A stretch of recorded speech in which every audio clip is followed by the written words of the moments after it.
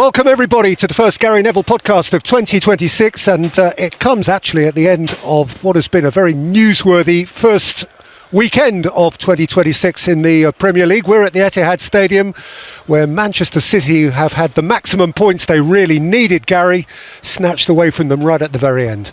Yes, and 1-0 up, City, no doubt they could have seen that game out, but with Diaz off the pitch, Guardiola off the pitch, Kusanov and Ake at centre-back coming on, and then you've got Nunez and O'Reilly, you just felt, along with how Chelsea changed at half-time, that there could be some danger coming City's way. I always think that there are certain sort of chants that you hear in grounds that are more of a chant of, come on, we're going to lose this or we're going to draw this, and there are a few come-on Cities, probably three that I heard before Chelsea scored, that were quite clear signals to the players on the pitch, to us, because we could feel it up here, that you need to go and get a second. I think I said it with 20 minutes to go. If City don't get a second here, I've got a feeling that they're not going to win the game. And Chelsea were really dangerous on the counter-attack in the second half. The big question was whether Chelsea had that goal in them. Where was the bite going to come from? Because I said it very early on in the game, they're a nice team. I mean, Neto, you said, I think towards the end, that he was getting further into the match in the second half and he was bright. But he's bloody frustrating me like you wouldn't believe. And, you know, he's a smidgen away from being an Eden Hazard, but he's never going to be an Eden Hazard because he hasn't got that sort of... Eden Hazard had that sort of beautiful sort of glide about him, but he's also a killer, and you've got to be a killer in those positions, and Neto's not, and just really frustrating in the second half. But I think Enzo moving forward the boy Santos coming on alongside Reece James, who was excellent in midfield, so they had Santos and Reece James a little bit deeper. It meant that basically Enzo was a bit further forward on that sort of left channel. That was a big threat. I thought Delap was a handful when he came on as well. So look, they got what they deserved in the end, Manchester City, for not killing the game off. Chelsea deserved a point in a way because of how they reacted, but they should have been killed off by Manchester City. Pep Guardiola and those City players will need a little bit of picking up tonight. They'll go home. We've all been there as football players and thought, oh, that's a bad one. That's a bad one. I think, you know, you get a point away at Sunderland, you can sort of half accept it, and then you win today and you sort of think, right, okay, no problems. We're going into the sort of, you know, still got 18 games to go, but you wouldn't want to be 6 points behind. Still a long way to go, still can be retrieved, but that was just a little dig in the ribs tonight, one that basically will hurt Manchester City and Pep Guardiola. And it's of their own causing, because in the first half they let the game nicely drift towards half-time. They got a little bit more threat in the game about 10 minutes before half-time. They got the goal, but go and get the second. Go and get the second goal. They could have got it before half-time. They didn't do. And then they should have gone and got it in that first 25, 30 minutes of the second half. I think Foden played quite a few sloppy passes. I don't think they were sort of really ruthless in the final bit. Cherky, Bernardo Silva, Foden, Haaland, Doku, all of them guilty of just not really doing that final bit that they know how to do so well, which is kill teams off. And once they weren't killing teams off, Chelsea had a counter-attack on them, and Chelsea's counter-attack in the end has got them through the game. And what a good moment for Callum McFarlane. But for Manchester City, they'll be gutted tonight. They really will. Have you got any comment, big picture-wise, to make on Chelsea and the week they've had and the change of coach and so on? Yeah, I mean, look, that's a good end to this week for Chelsea from where it is. When you lose a manager, it's always harrowing. No one likes to see a manager lose his job or a manager give his job up, however you want to read it at Chelsea. It's been coming for 2 or 3 weeks. I think he did a press conference, didn't he, 2 or 3 weeks ago, where he talked sort of... His worst 48 hours. Yeah, his worst 48 hours, subliminal messages, reading into things, almost... You wouldn't. It's almost worse when managers do that, because then you're left wondering who is he having a go at. But what you know is it isn't going to end well. That's the thing you do absolutely know when these things start to happen. So I wasn't surprised at all by Maresca being out of a job. I think that what's happened in the last couple of weeks is that you see a club that's got very little experience in their ownership of Premier League football. They've only been in it for a couple of years. Then they bring in sort of sporting directors who are sort of what would be fresh sporting directors, should we say. They get rid of Marina, they get rid of Petr Cech. They obviously then sort of lose Thomas Tuchel, very experienced operators. And then you've got young players on the pitch and you've got young players in the dugout, young coaches in the dugout. So it's just almost in some ways quite inexperienced all the way through the club.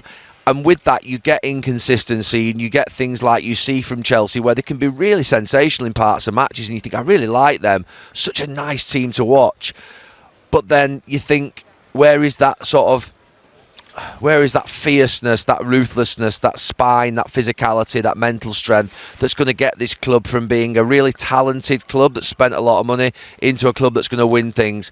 And there's a big jump yet in that respect, because that team that we've seen out there today plays really good football at times. Some of the football is silky, it's smooth, but they're really short, and everyone knows where they're really short. They're short in goal, they're short at centre-half, even though I thought the centre-halves did well today, and they're short up top.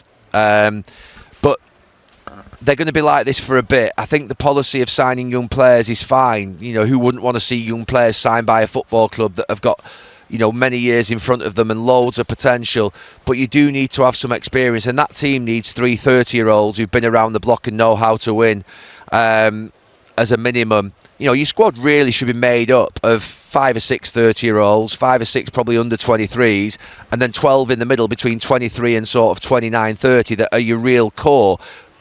Basically still got a lot of experience. That is a championship winning squad and profile of it. What Chelsea have at the moment is an average age of 23 the other day, wasn't it? Well, look, you genuinely can't win anything with kids. That's a fact. I'm going to say it now. Said one of the original kids. I'm going to say it now. After 29 years, you cannot win anything with kids. Yeah. Alan Hansen was absolutely right.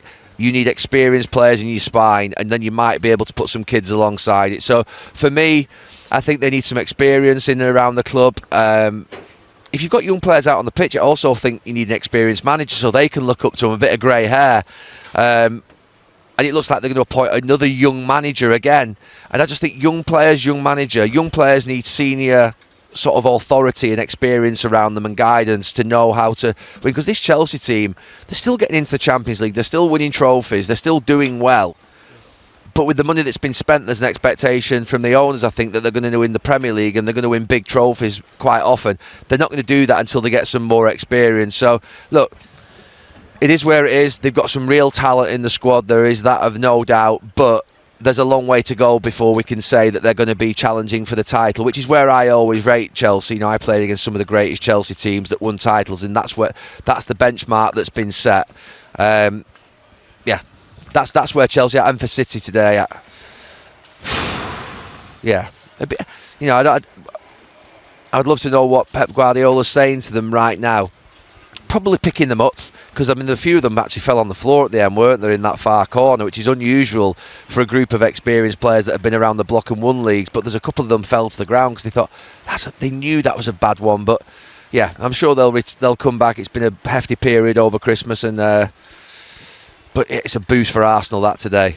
After they had a terrific game down at Bournemouth last night, of course. Yeah, really watchable game. I wondered, given that balance and without in any sense ignoring Aston Villa, because they're in it, whether it is now City's target to be within touch of Arsenal when the two meet in the middle of April. If they can make that the pivotal game somehow. That's why they'll be annoyed. Yeah. I think if they could just hang on their shoulder, I mean, even 6 points, but if 4 points off them with 8 games to go, 7 games to go, that would be really, really interesting. Yeah. And Pep Guardiola can start to really turn the heat up. But they've got to be within touching distance of them. I said, I think, in my podcast the other day, that I think Arsenal will win the title. I think that City will go in front of them at times, maybe. They might catch them up. But I just think that Arsenal have got so much. I think yesterday at Bournemouth was the perfect example of that. You know, they go a goal down, Gabriel has that sort of pass across the box, but then the firepower that they bring off the bench, you know, Jesus, Saka and Trossard, I think they brought off the bench, didn't they, in the second half? That's going to do real damage. When you can bring players on of that quality, replacing players that are already on the pitch of quality, and you're going at sort of Bournemouth's defence with, you know, that are tiring and fatiguing as the game goes on, you're going to win a lot of matches. The amount of times that great teams win with their substitutes and their sort of difference makers off the bench is so important, and Arsenal have got that. They really have. I mean, Havertz is back as well. Well, yeah, I was going to say, Gary, you mentioned the 3 subs, so that's 6 forward players who played for Arsenal yesterday. Eze didn't get on, and Havertz wasn't even in the playing party. Yeah, I mean, that is formidable strength, isn't it? It is, and that's what they're going to have going down the home straight. They're going to have options, and what Arsenal are going to be able to do, I mean, City can do it as well. You think when Doku comes on the pitch today, you think that he's got that sort of ability to do things. But what Arsenal are going to be able to do is be 1-1, 1-0 down, and be able to throw on 3 or 4 players that are just going to completely transform the game and the momentum of a match. And they're well set up, and they're definitely better defensively than Manchester City. I look at that City back four at the end. That would concern me. That's not going to win a title. So Guardiola and Diaz, maybe you could get there, but I'm not sure that four at the end are going to get anywhere near a title. They're going to concede chances and goals, and you're going to be able to get at them. So that's a big problem. If Diaz and sort of Guardiola are out for 4 weeks now, what does that do to City? So, yeah, Arsenal look like they've really invested well behind that sort of top back four that they've got. Timber, Calafiore, Gabriel and Saliba. You've now got Nketiah, you've got Lewis Skelly, you've got Ben White, and the missed one, there's Mosquera. So you've got basically 2 back fours. I think the second back four of Arsenal is almost as good as the first back four of City. That's how good that second back four is. So that's a real strong point. It's difficult to see how Arsenal can't really do it from here with the power that they've got and the strength and the sort of reinforcements. On Aston Villa, who we have to mention, they're level on points with Manchester City. And I'm hearing every time a pundits ask, are Aston Villa in the title race? And the answer generally is kind of no. No. And I sense actually the Villa fans quite like that. They're happy with that. They understand where they're at. But you look at the league table and you know, you're entitled to have an argument about that. Yeah, but it's a good no. It's a no with a smile for Villa fans, because look, the reason they're up there is, well, they're a good team, but their manager. I genuinely believe their manager is of a different level than the other managers that sort of have got a similar squad of players to him. I think he's a difference maker in respect of an extra sort of 6, 7, 8, 10 points from the likes of Chelsea, Manchester United, Tottenham. I genuinely think that this manager is sensational. He's the second best manager in the league behind Pep Guardiola, and that's why Villa, with a squad that, you know, if you looked across it, it's not sensational, it's not amazing, it's not sort of groundbreaking in any sense, it's solid. But you've got a guy who knows how to get the maximum out of them in terms of individually, but more importantly, collectively, the way in which they play. They've got a definite style. They all know what they're going to do. They know where their next pass is. I watch so many teams where basically there are a lot of what I call single passes. You watch sort of Villa, you see combinations and sort of they can play it without looking. They know someone's going to be there, and that's the ability of their coach to be able to do what he does. So for me, Villa are going to finish in the top 4 because of their ability of their manager and the ability of their coach and the solidity of their team formation to repeat patterns that they do, and they're doing brilliantly well, but they're not going to win the title. They're well away from Arsenal, they're well away from Manchester City. They might not even finish 3rd, but they definitely will finish, I think, in Champions League spaces, and they deserve it. Want to do Liverpool and Manchester United and the bottom of the league, so we can take that in any order. Let's do Liverpool. We weren't able to see much of their game today, except that astonishing Fulham equaliser late in it. Yeah, I was watching a bit of it in the truck, and Wirtz scored the equaliser. Yeah, Wirtz, I'm just thinking back to the game. Wirtz scored the equaliser, and it was just on the edge of offside, and he got the goal. And the amount of times from me walking from a truck up to a gantry that Liverpool score late on is unbelievable in this last couple of years. I got here and then my flash score comes up 2-1. Oh, and that little killer thing, always a little bit of a dig, isn't it, when Liverpool win late on, and then all of a sudden they throw in our screens the Harrison Reed goal that is absolutely wow. I mean, what a goal that is. Look, I think Alisson's the best, absolute best. I haven't got basically anything negative to say about him. I think he's a fantastic goal. To beat him from there takes some doing, and it was a special strike. It would have gutted Liverpool. They're not at the best. You know, they're not at the best. They're conceding goals still. He's still not quite right up front. But Liverpool look like they're gonna finish in the Champions League places. Partly because they're good enough to, but partly because there aren't enough teams around them good enough to actually prefer knock them out of them. That's I think going to be the reality of Liverpool. They've got enough good players up top. Salah's going to come back. They're going to get there in terms of Champions League space, but they're not going to get to anywhere. They're nowhere near the levels of last season, but they're not going to really shock us and go on a great run in the second half of the season, I don't think, because they're still making quite a lot of errors and mistakes. Although at the end today, that was just an absolute gem from Harrison Reed, and something that Liverpool will again be gutted on the way home. Pep Guardiola's just coming into his after-match interview, which Okay. Now, Manchester United drew at Leeds today. Nobody, I think, is particularly surprised that that is one of the great, you know better than me, one of the great furious fixtures in English football. Leeds, Man United, and at Ellen Road, Leeds can do damage to anyone. Yeah. So that is unremarkable. But Ruben Amorim's had some really interesting post-match things to say, hasn't he? Which I think you know more about than me. So you tell me. Well, no, it came up to me during the first half. I'd not seen it myself, but apparently it was some bizarre comments around I'm a manager, I'm not a head coach, which I just said before, didn't I, about Maresca, about once you start this sort of what would be game playing in your press conferences, it obviously something is annoying him. He's obviously not feeling the support. He's obviously sort of letting go. When you say that you come to the club as a manager, I don't know, I'd have to check it. I thought he was appointed as the head coach of the football club and quite clearly appointed to coach the team. Manager is a title that we don't see, I don't think, anymore. I'm not sure whether even Pep Guardiola is the manager of Manchester City or he's head coach. Manager suggests that he's saying he wants to manage more than just the training ground performance. He wants to overlook other parts of the club, because I played under a manager and they basically have a greater say in what would be other parts of the club, including recruitment, including sort of academy, including style of play, including the way in which maybe the club goes about their pre-season friendlies and the sort of the other things. So I think he's suggesting maybe that he needs to be given the ability to manage more departments of the club.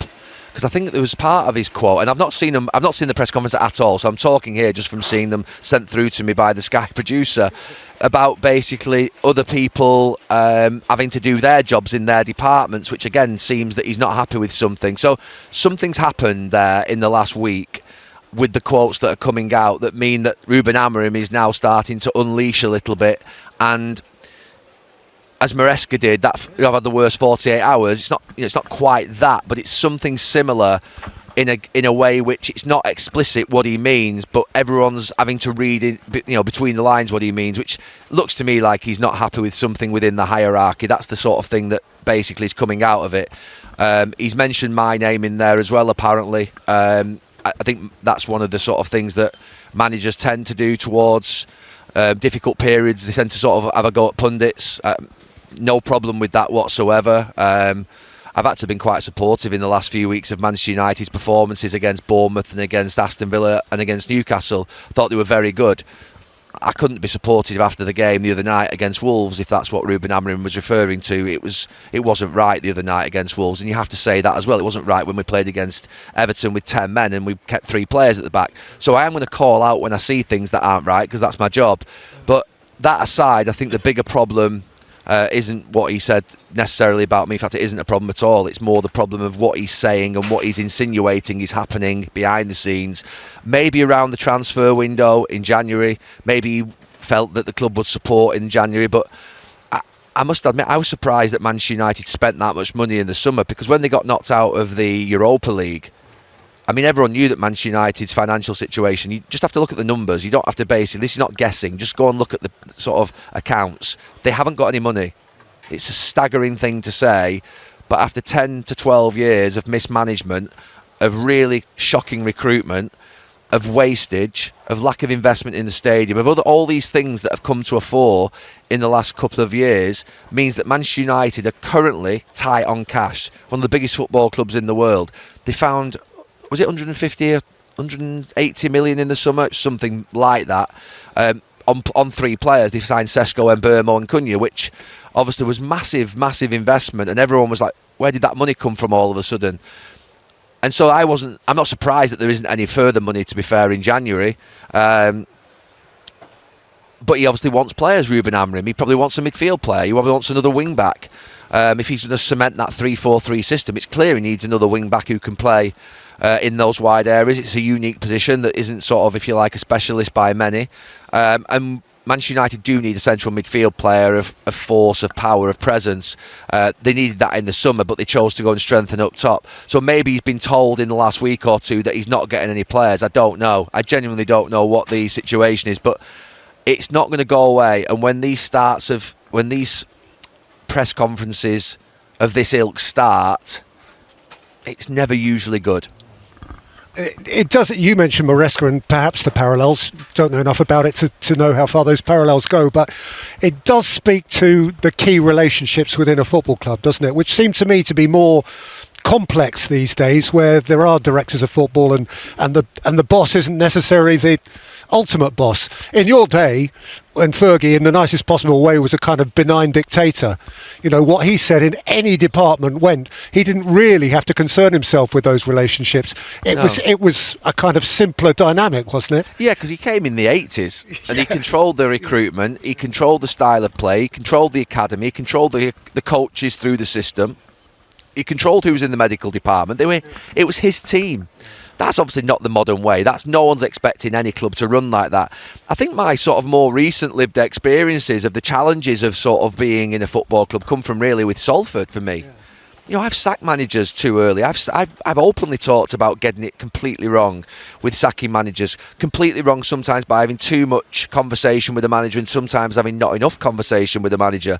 Sometimes, you think that basically you're doing things the right way, but it's quite clear that you're not. And I always remember, and I've talked about this, and somebody who's doing brilliantly well, Graham Alexander at Bradford City, and I'm absolutely delighted that he's doing well because he's an unbelievable professional and I never ever should have lost his job at our football club, and I should never have sacked him. And I've said this publicly 5, 6, 7 times. So I've lived this experience of getting it wrong and doing it badly. And you always want more as an owner. Well, the style of play is not right. It's not entertaining enough. The results aren't right. You're always searching for more. You're always thinking that more can happen. I've got the balance more right in the last 2 or 3 years in the sense of being far more passive in terms of my ownership. But for that first 7 or 8 years, I was very sort of active in and around the club. And for a large part of those years, we got 4 promotions in 5 years. We won a trophy at Wembley. But in the last couple of years, I made some sort of decisions there that, because you just get carried away a little bit at times and you don't quite get it right. You sometimes get a little bit too anxious in your decision making and you make decisions that you wouldn't make in other business decisions in a football club because of emotion and passion. And also, how much do you talk to a manager as an owner? How much do you talk to a sporting director as an owner? How little do you talk to them? When does advice become dictating policy? It's really challenging. If you go to a sporting director as an owner and say, I don't like the way we're playing, and that sporting director doesn't handle that information properly by passing that to the manager, all of a sudden you've got a fracture. And I'm not saying that's happening at Chelsea or at Manchester United, but it can happen. I've seen it happen. I've lived it and done it and got it wrong all the way through and got a lot right as well. But it's not easy to have that sort of what will be right amount of contact, that communication, how much communication you give, what you tell a manager on the way in and then what happens. Was Ruben Amorim promised when he came in that he would be the manager of the football club? He would have a say on all recruitment, all influence on style of play through the club, all influence on academy, all influence on the coaches. If he was, then that's the point he's making. He was given the title of head coach, I think. So that's the thing we don't know. Sometimes when things are all rosy in the garden early on in a relationship, you say things to people and you commit to each other, and then all of a sudden the results go badly. And one thing we can't deny with Manchester United, forget all the noise that'll go on in the next 24, 48 hours, the performances and the results are not good enough for the football club. And in the last few weeks, I've been quite sort of mellow around the fact that I've seen 2 or 3 performances that I've really liked, even when Manchester United have lost at Villa or drawn against Bournemouth at home. If I really, to be fair, was thinking like Gary Neville was thinking 20 years ago about what a Bournemouth draw at home would look like, I'd be saying that's a disgrace. But I know the club's got to rebuild from a foundation of sort of a lower level. And it's not just going to be a case of getting right back to the top in 10 seconds. So performance does matter. So I think against Newcastle, against Bournemouth and against Villa, I mean, there was only 4 points picked up out of 9. But I actually thought there was something that really could be built off. I actually thought today against Leeds, I thought defensively United were very strong. I thought they were very solid in the game. I thought they handled the crowd well. I thought they handled the atmosphere well. I thought they fully deserved the point out of the game. That's why I was surprised at the end to hear of Ruben Amorim's comments, because I thought, you've got a point away from home at Leeds. You've just had a disastrous result against Wolves at home. But there's Burnley to go in 3 days. There's no real need for a fire right now. But there's a fire being created. And to be fair, he's always been authentic, Ruben Amorim. He's always had integrity in his press conferences. He's always said what he believes and he thinks. and he should do. He should carry on as he is. But it does look like he's now starting to point upwards, which ordinarily does bring pressure with it. Well, it's a fascinating insight into how football clubs run, Gary. There are clubs in the Premier League who could do with half of Manchester United's problems. I mean, and one of those would be West Ham, who've had obviously a shocking day. And we're doing this last really because we're teeing up the next live Premier League game on Sky, which is West Ham Forest on Tuesday, from either side of the relegation line. What are you making of that? There is 4 points between those two now, but that was Wolves' first win of the season, and it was a 3-0 win against West Ham. Yeah, when I saw that coming through yesterday afternoon, it was like, oh. I mean, that was a bad one for West Ham. But the thing about West Ham at the moment is that everything seems quite toxic, doesn't it? Everything feels a little bit like it's not right. It's not right, obviously.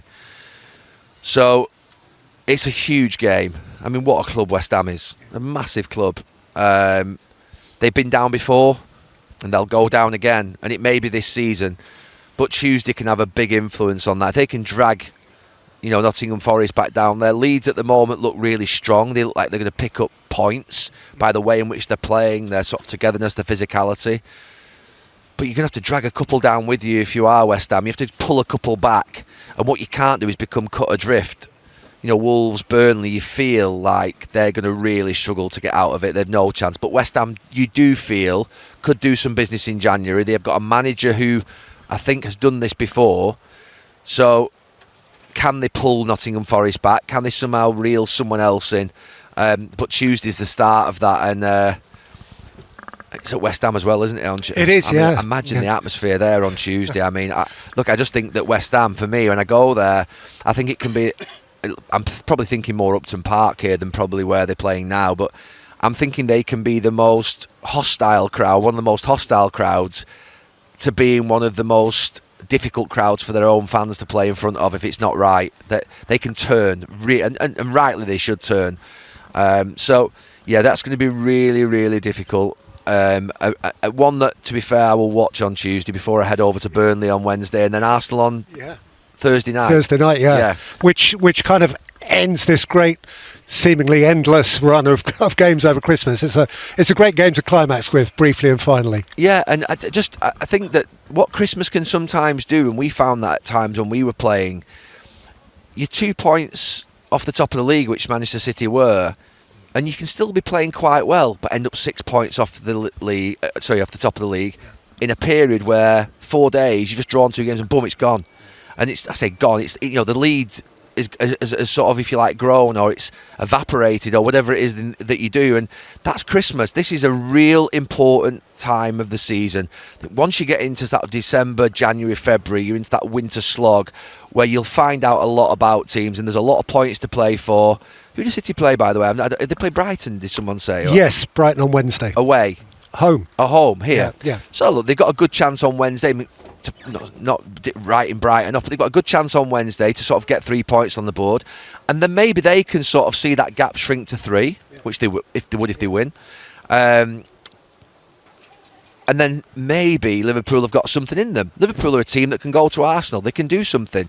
So they can maybe watch Arsenal on Thursday night, see what happens, and put a bit of pressure on Arsenal for the Thursday night game, which we'll all be at. So, yeah, another interesting week. I really like this time of the year. I think it's fantastic. And the FA Cup starts next week. Leandro Trossard proved to be the perfect antidote to Arsenal's attacking frustrations, following Mikel Arteta's candid remarks about Victor Gyökeres. Gyökeres may have struggled to truly impress since his summer arrival at Arsenal, but over the weekend, there was finally a glimpse of what he is capable of.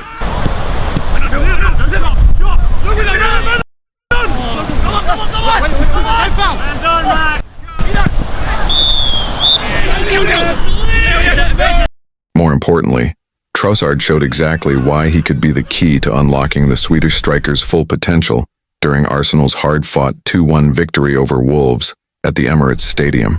The 31-year-old winger injected fresh energy into Mikel Arteta's side on Saturday night and helped breathe new life into the Gunners' attack. Shortly after replacing Gabriel Martinelli in the second half, Arsenal found the breakthrough. While Trossard did not directly contribute to either the opening goal or the dramatic stoppage time winner, his influence on the game was undeniable. Trossard took control of proceedings, dictating the tempo and pulling the strings down the left flank. Time and again, he dismantled Wolves' compact defensive setup, releasing Miles Lewis-Skelly into space, picking out Declan Rice on the edge of the box, and crucially, feeding Gyökeres with intelligent, well-timed passes. Operating as a creative hub, the Belgian showcased his playmaking qualities, delivering sharp, purposeful distribution. His introduction completely shifted the momentum of the match, and for the first time in weeks, Arsenal's $64 million striker briefly looked like a genuine threat. Before Trossard's arrival, Gyökeres endured a frustrating and ineffective outing in attack.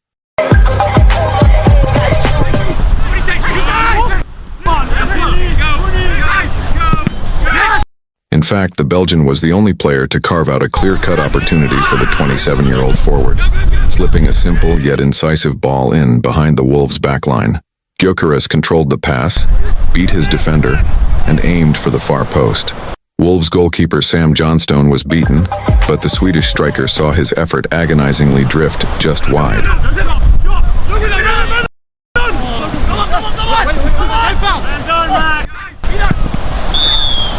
If Arteta truly wants to get the best out of Gyökeres, then granting Trossard a more prominent role in the starting 11th could be the solution.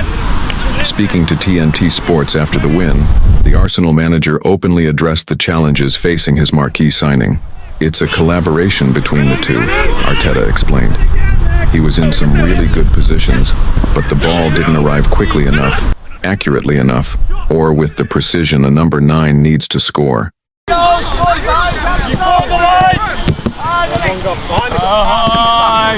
But his commitment and intention were there, and we have to keep pushing. Arteta was equally vocal in defending Gyökeres prior to the match, urging patience with the striker's adaptation to English football. "There was huge expectation because we were signing a proven goal scorer, probably with the best statistics in Europe," Arteta said. "But he's coming into a different league, the most demanding league in the world. What happens if he doesn't score in 5 or 6 games? That was the only question I asked him. How are you going to react if you don't score in 5 or 6 matches? Can you handle that? And what about the next 100 games? That's what people need to see. The sample size is still very small, so leave him alone. Let him do what he does best. Support him, and I'm convinced things will come good." That message from Arteta resonated beyond the Emirates. In the days following the Wolves' victory, the debate around Gyökeres intensified among pundits, supporters, and former players. While some questioned whether Arsenal's record signing is truly suited to the Premier League's pace and physicality, others pointed to the structural issues around him rather than the striker himself. Much of the post-match analysis focused on Arsenal's chance creation and balance in the final third. The Wolves game highlighted a recurring theme this season. Gyökeres often makes the right movements, but the service into dangerous areas has been inconsistent. When Trossard entered the match, that problem briefly disappeared. Arsenal suddenly looked more fluid, more unpredictable, and far better equipped to supply a traditional number 9. Former players speaking on television and radio were quick to note the contrast. With Trossard drifting inside and linking play, Arsenal's attacking shape became more compact, allowing Gyökeres to stay higher up the pitch and occupy central defenders. That, in turn, created space for midfield runners like Rice and Ødegaard to arrive late in the box. It was a glimpse of an attacking formula that Arsenal have rarely sustained this season. The reaction from supporters has been equally divided. While frustration with Gyökeres' goal return remains, there is growing appreciation for his work rate, physical presence, and willingness to press from the front. Many fans now see Trossard as the missing connector, the player who can translate Gyökeres' movement into genuine scoring opportunities. Internally, Arteta faces an important decision. Persisting with a front line that isolates Gyökeres risks damaging the striker's confidence, especially with tougher fixtures on the horizon. At the same time, promoting Trossard to a regular starting role could mean reshuffling wide positions and reducing Martinelli's minutes, a bold call that would not come without consequences. Yet football at the highest level often comes down to chemistry rather than reputation. The Wolves match suggested that Arsenal's most expensive signing may not need drastic changes to his own game. but rather the right supporting cast around him. If Arteta embraces that idea, Gyökeres's slow start could soon be remembered as nothing more than a difficult adjustment period. For now, the pressure remains. Goals will ultimately define Gyökeres's Arsenal career, and patience in North London is never unlimited. But with Trossard offering clarity, creativity, and calm in possession, Arsenal may finally have found the key to unlocking their striker and turning promise into consistent production.